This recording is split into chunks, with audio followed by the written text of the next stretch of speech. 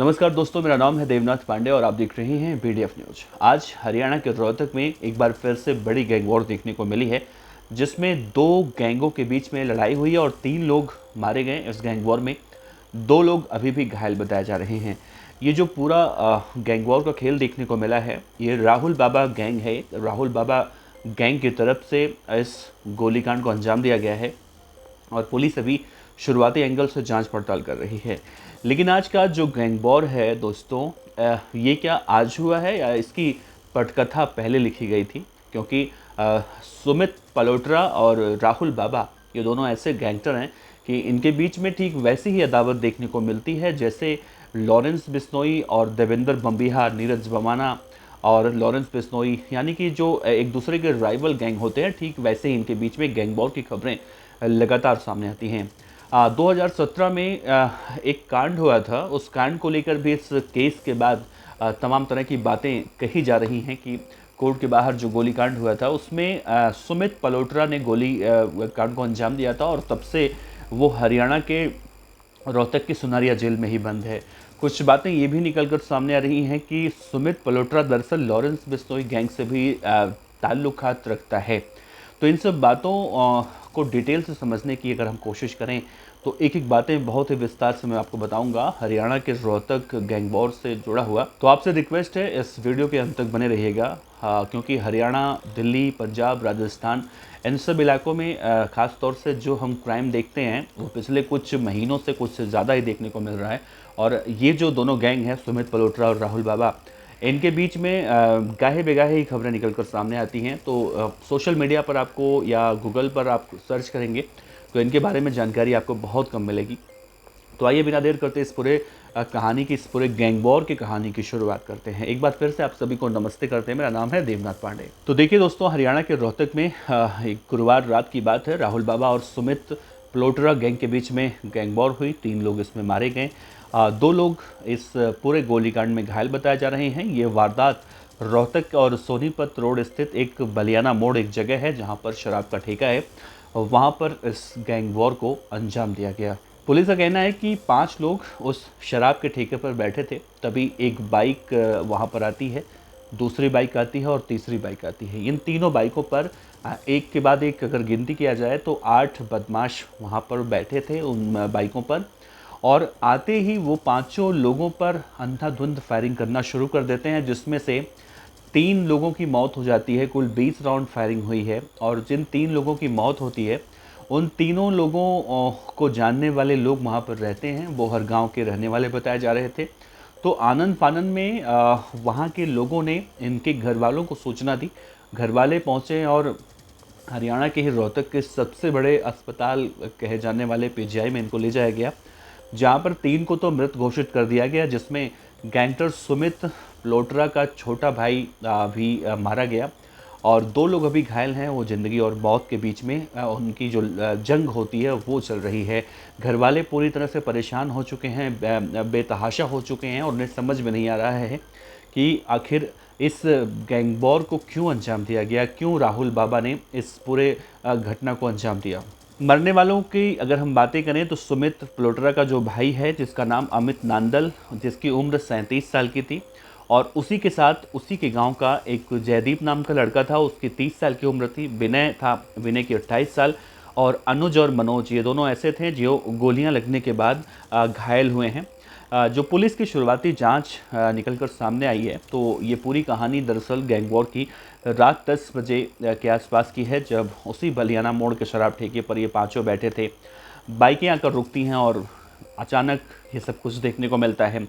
अब देखिए, सवाल ये है कि 2 लोगों का जो इलाज चल रहा है, उनको लेकर अभी असमंजस की स्थिति बनी हुई है कि उनको गोलियां कितनी लगी हैं और क्या कुछ है। इस पूरे मामले में रोहतक आईएमटी थाने के जो एसएचओ साहब हैं, इंस्पेक्टर दिलबाग, उन्होंने कहा है कि वारदात में राहुल बाबा गैंग का नाम निकल कर सामने आया है, इनपुट मिला है, और ये पूरी जो फायरिंग हुई है ये 20 राउंड फायरिंग हुई है।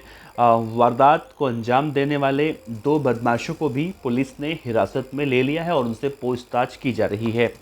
अब देखिए, सवाल उठता है कि दिल्ली, हरियाणा, पंजाब, राजस्थान और अब तो कई राज्यों में देखने को मिलता है कि जब इस तरह की कोई भी घटना होती है, अंजाम दिया जाता है, तो सोशल मीडिया आजकल एक सहारा है। सोशल मीडिया पर बदमाश बहुत ही सीना चौड़ा करके वहाँ पर इस हमले की या किसी भी वारदात की जिम्मेदारी लेते हैं। इस केस में भी यही देखने को मिला। गैंगस्टर राहुल बाबा ने इस ट्रिपल मर्डर की जिम्मेदारी सोशल मीडिया पर ली। उसने सोशल मीडिया पर लिखा कि आज जो कुछ भी हुआ उसकी पूरी जिम्मेदारी राहुल बाबा गैंग लेती है। जय भवानी, जो बीच में आवेगा मार दिया जावेगा, ध्यान ते रहो अपने आगे पीछे देखकर। कुछ इस तरह से हरियाणवी भाषा में अंग्रेजी में लिखा हुआ है। अब देखिए, जानकारी तो ये भी आ रही है कि बोहरा गांव का गैंगस्टर सुमित प्लोटरा शराब के धंधे से जुड़ा हुआ है। साल 2017 में रोहतक कोर्ट में गोलीकांड हुआ था और उसमें एक हत्या कर दी गई थी। इस केस में सुमित प्लोटरा का नाम प्रमुखता से सामने आया था और उसे उस वक्त गिरफ्तार किया गया था। इसके बाद दिल्ली में एक और कांड हुआ था। आपको दिल्ली का कुख्यात गैंगस्टर मोनू दरियापुर याद होगा। मोनू दरियापुर ट्रिपल मर्डर में भी गैंगस्टर सुमित प्लोटरा को उम्र कैद की सज़ा हुई और तब से लेकर आज तक कभी वो तिहाड़ में रहता है, कभी मंडोली में रहता है, तो कभी हरियाणा के किसी जेल में उसे ट्रांसफ़र किया जाता है। जेल जब वो गया सुमित प्लोटरा, तो उसके जेल जाने के बाद जो उसका शराब का कारोबार था, उसका छोटा भाई अमित ही सब कुछ संभाल रहा था और करीब 1.5 महीने पहले वो जेल से बाहर भी आया था। अब इस गैंग वॉर को पुरानी रंजिश से भी जोड़कर देखा जा रहा है। इस पूरे मामले में रोहतक के CIA 2 के थाना प्रभारी सतीश कुमार ने कहा है कि 2018 में रोहतक कोर्ट के बाहर जो फायरिंग हुई थी, उस वारदात में बोहर गांव के रहने वाले लड़के या अपराधी या आरोपी सुमित प्लोटरा का नाम सामने आया था। वो अभी भी जेल में बंद है। अब ये भी वो अनुमान लगा रहे हैं कि उसी का बदला लेने के लिए इस वारदात को अंजाम दिया गया हो। फिर भी अभी कुछ भी इस मामले में पुलिस के अधिकारी खुलकर नहीं बोल रहे हैं, क्योंकि अगर अभी कुछ बिना जांच के कहते हैं तो बहुत जल्दबाजी होगी और इससे कहीं ना कहीं देखें इन्वेस्टिगेशन का जो रास्ता है वो अलग दिशा में जा सकता है। फिलहाल राहुल बाबा जो इस पूरे हत्याकांड की जिम्मेदारी लेता है, वो इस वक्त ज़मानत पर बाहर है और उसी की पोस्ट की जांच अब की जा रही है। जो साइबर एक्सपर्ट होते हैं उनसे जांच करवाई जा रही है।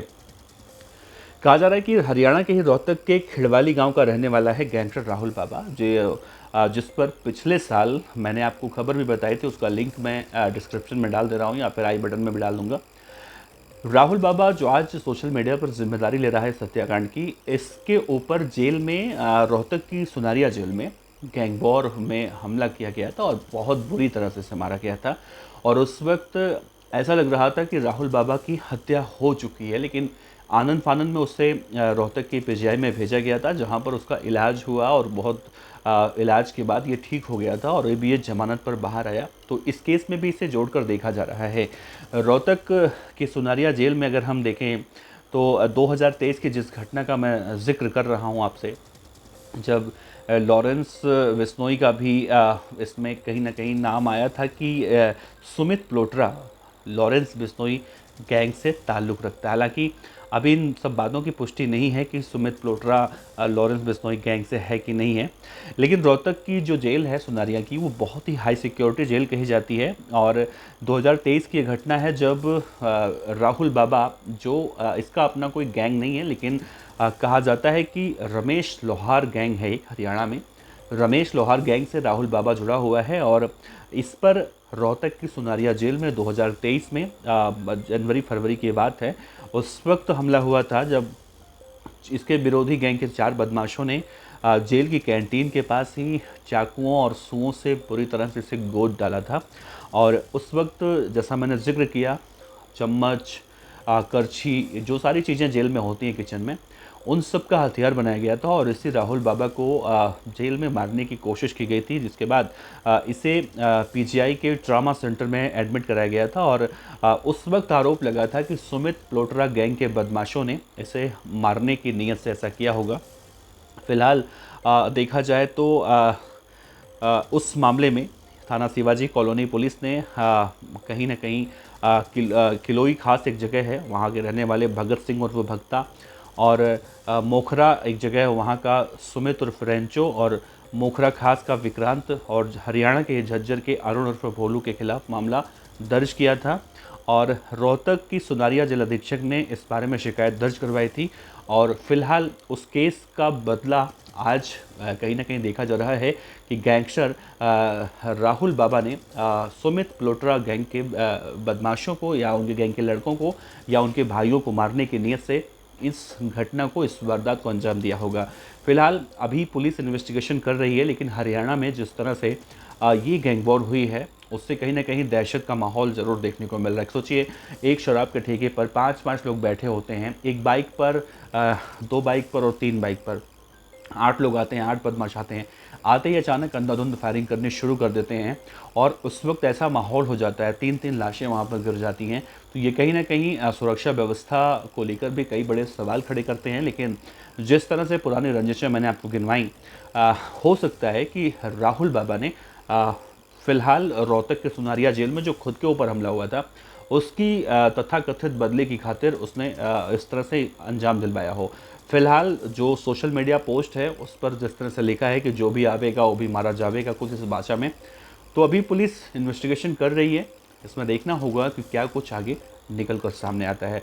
फ़िलहाल दोस्तों, ये जानकारी हमने अपने सूत्रों से, कुछ इंटरनेट से, कुछ पुराने जो खबरें हमने की थी उनसे ली हैं। इसमें अगर आपको लगता है कि कुछ मैंने गलत कहा है या कोई गलत जानकारी दी है तो आप मुझे कमेंट बॉक्स में, फेसबुक पर, इंस्टाग्राम पर, मेल पर बता सकते हैं। कोशिश करेंगे कि आपके द्वारा दी गई जानकारी भी हम अपने वीडियो में ऐड करें, ताकि अगर आपके हिसाब से गलत है तो उसे हम सही कर सकें। बाकी आप अपने विचार रखिएगा। नमस्कार, जय हिंद।